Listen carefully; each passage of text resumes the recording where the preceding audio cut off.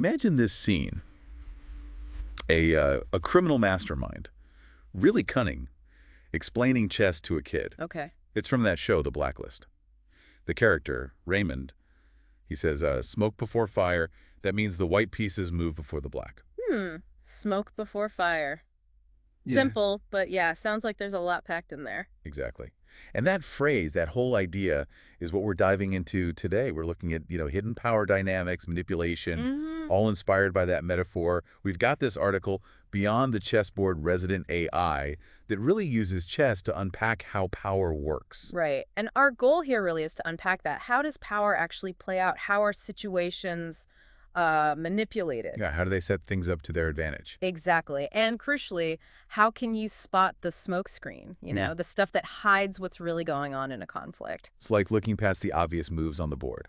It is. It's seeing the real game, the moves made way before you even knew you were playing. And we want this deep dive to be, well, kind of a shortcut for you listening. Yeah, get you up to speed. Helping you get this knowledge quickly, but properly about how power operates. So you can have those aha moments about stuff that seems super complex.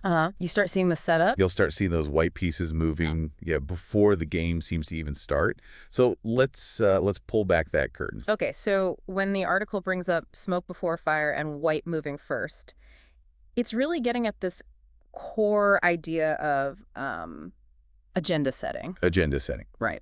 And you can argue that's the most powerful first move there is. It's not just about what gets talked about. It's what doesn't get talked about. Precisely. What information gets left out or, what gets pushed to the front.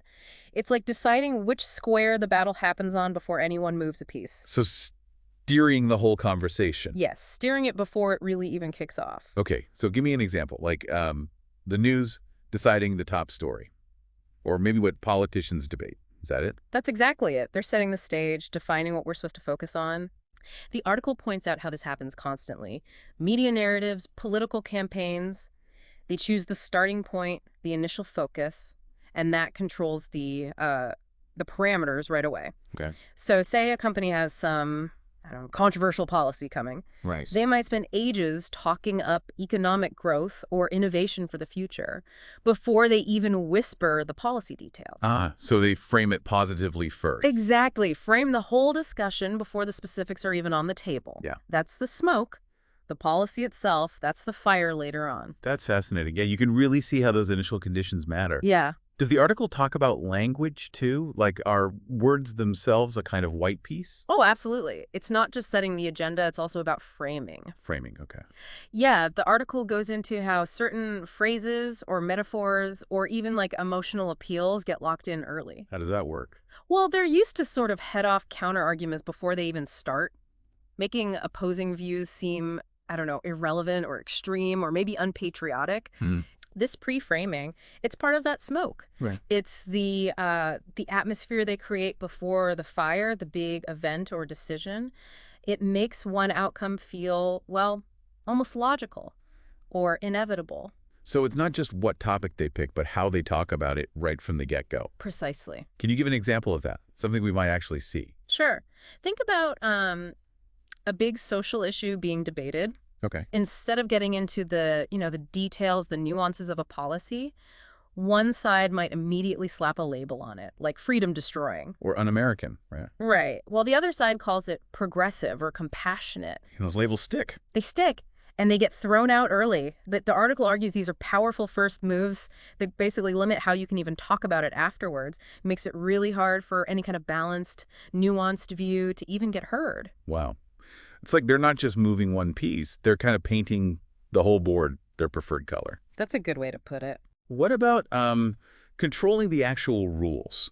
Does the article get into how they make certain moves or certain ideas just completely off limits? It does, yeah. It talks about how powerful players can effectively discourage dissent by setting up what the article calls acceptable discourse. Basically making certain arguments or even certain facts seem invalid, irrational. Or just not part of the serious conversation.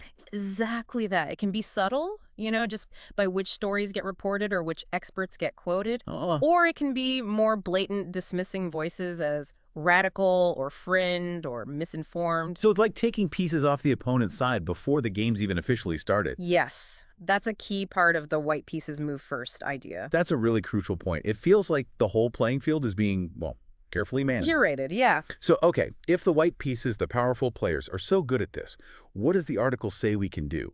How do we see through all this smoke? How do we spot these early moves? Well, the number one thing the article really emphasizes this is critical thinking and media literacy. Right, being savvy consumers of information. Exactly. Actively looking for what's not being said.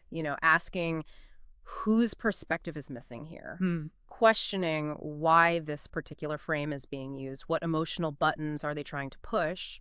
So questioning the starting point itself. Yes. Question the initial premise, the framing, and always ask who benefits. Who benefits if this particular story, this narrative, takes hold? Okay, so wrapping this deep dive up then, the main takeaway really is this chess metaphor. It's a powerful reminder, isn't it? It really is. How those with power can, well, control the story, manipulate events. Yeah, by shaping the playing field how they want it. And the source notes this often comes at the expense of people with less power. Right. The white pieces move first, setting the agenda, framing things, defining the game before it starts, which means for us, for you listening, we just had to be vigilant. Vigilance is key. Understanding that smoke before fire, that setup, that manipulation that happens before the stuff we actually see, that's crucial. It is. The article really hammers home, being discerning about information. It encourages you to be critical. Challenge the narrative. Yeah, challenge the status quo. Actively look for other viewpoints when you're reading news or watching media. Don't just accept the board they lay out for you. Right. Ask questions. So what does this all mean?